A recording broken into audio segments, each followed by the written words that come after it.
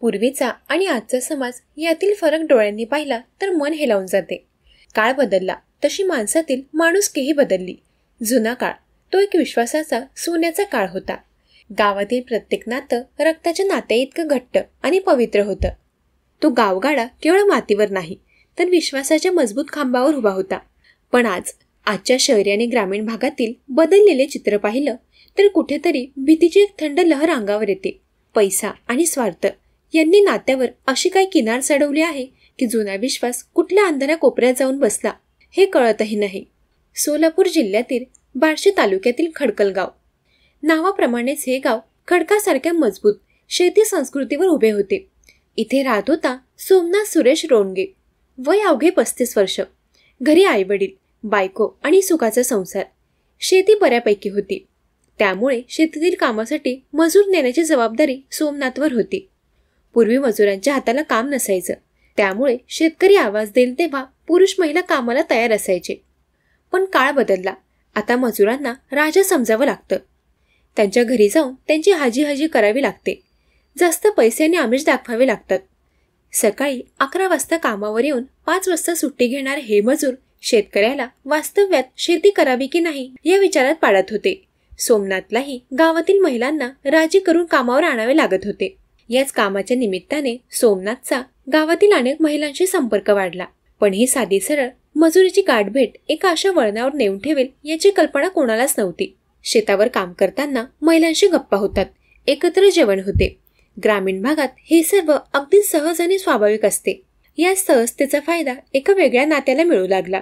गावातील उर्मिला नावाची एक विवाहित महिला सोमनाथच्या शेतावर कामाला येऊ लागली. सुरुवातीला कामाच्या निमित्ताने बोलणं, नंतर गप्पा मारणं. सोमनाथ कामाला लावताना नकळत उर्मिलाचा विचार प्रथम करू लागला. उर्मिलाही कामाच्या वेळी सोमनाथच्या जवळ असण्याचा प्रयत्न करत असे. ग्रामीण भागात शेतमालक मजुराशी बोलतो, त्यामुळे कोणाला शंका घेण्याचं कारण नव्हतं. सर्व व्यवहार अगदी सुरळीत सुरू होता. पण या सहज साध्या व्यवहारात एक अनैसर्गिक आकर्षण वाढत होते. उर्मिलाचं लग्न झालं होतं, पण ती आपल्या संसारात खुश नव्हती. तिच्या वैवाहिक जीवनात काहीतरी कमतरता होती, जी तिला सोमनाथमध्ये भरून काढायची होती. सोमनाथ आपली सर्व इच्छा पूर्ण करू शकतो या आशेने ती सोमनाथच्या जवळ येऊ लागली. सोमनाथच्या मनातही पुरुषी आकर्षण निर्माण झाले. बायकोपेक्षा इतर स्त्रियांचं आकर्षण हे माणसाच्या स्वभावाचं एक कमकुवत टोक असते. उर्मिलाच्या या जवळ येण्यामुळे सोमनाथलाही हुरूप आला.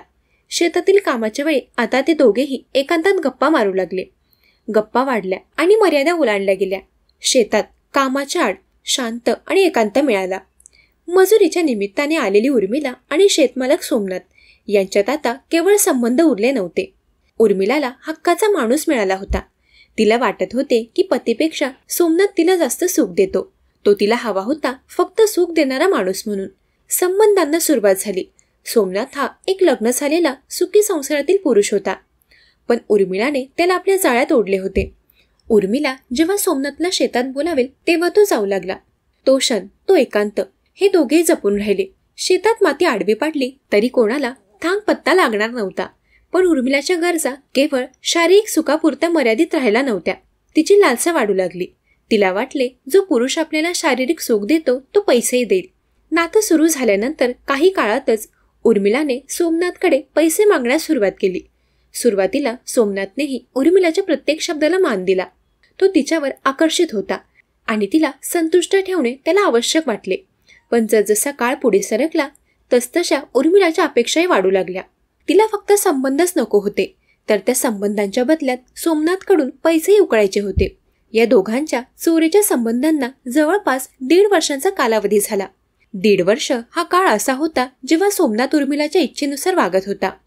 पण आता हा व्यवहार केवळ प्रेम किंवा आकर्षणाचा राहिला नव्हता. तो एक प्रकारचा आर्थिक आणि भावनिक तडजोड बनला होता, ज्याचा ताण सोमनाथवर हळूहळू वाढू लागला. 1.5 वर्षांनंतर सोमनाथला या नात्याचा कंटाळा येऊ लागला.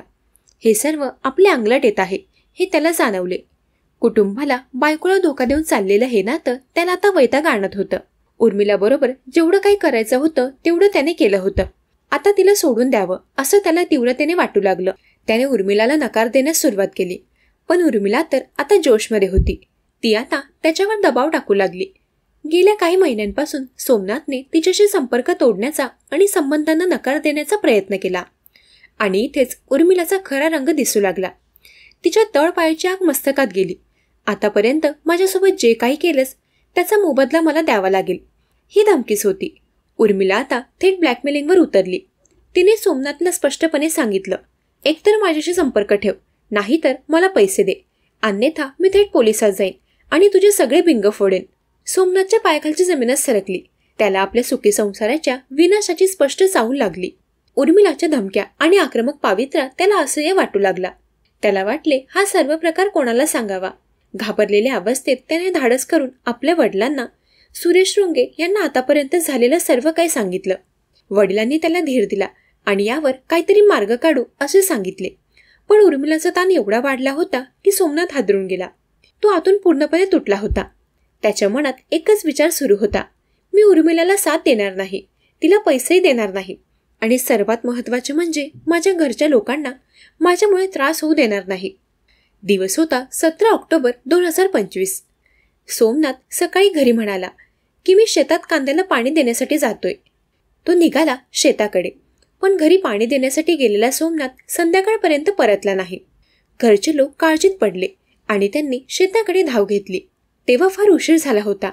सोमनाथने जिथे उर्मिलाचं आकर्षण सुरू झाले, जिथे त्यांचे चोरीचे संबंध बहरले, त्याच शेतात त्याच मातीत त्याने आपली जीवनयात्रा संपवली होती. ते दृश्य पाहून त्याच्या घरच्यांनी एकच हंबरडा फोडला. गावात खबर पोहोचली आणि लोक जमा झाले. बार्शी पोलिसांनी शेत गाठले.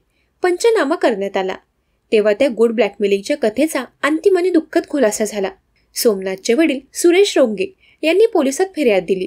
त्यांनी स्पष्ट सांगितले की उर्मिला नावाच्या महिलेने सोमनाथला संबंध ठेवण्यासाठी वारंवार दबाव टाकला आणि जर संबंध ठेवले नाही तर पोलिसात केस करण्याची धमकी दिली.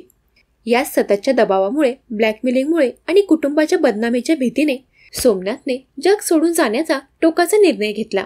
त्या फिर्यादीनुसार पोलिसांनी उर्मिला विरुद्ध गुन्हा दाखल केला आहे. सध्या उर्मिलाला अटक झाली नसली तरी तिचा शोध घेऊन लवकरच तिला गजाआड केले जाईल, असे पोलिसांनी सांगितले. ही घटना केवळ एका शेतकऱ्याची आत्महत्या नाही, तर शहरी असो वा ग्रामीण, दोन्ही भागात वाढत चाललेल्या अनैतिक संबंधानंतरच्या ब्लॅकमेलिंगच्या प्रवृत्तीची भयावह कहाणी आहे. पहिले वापर करायचा आणि नकार दिला की बदनामीच्या भीतीपोटे पैसे देण्याची किंवा संबंध ठेवण्याची मागणी करायची. हे चक्र कुठेतरी थांबायला हवे. जर हे थांबले नाही तर प्रत्येक दिवशी असे सोमनाथ या जगात निर्माण होत राहतील आणि ब्लॅकमेलिंगच्या दबावाखाली आपली जीवनयात्रा संपवतील.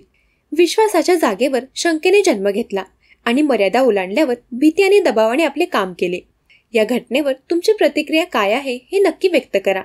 तोपर्यंत नमस्कार.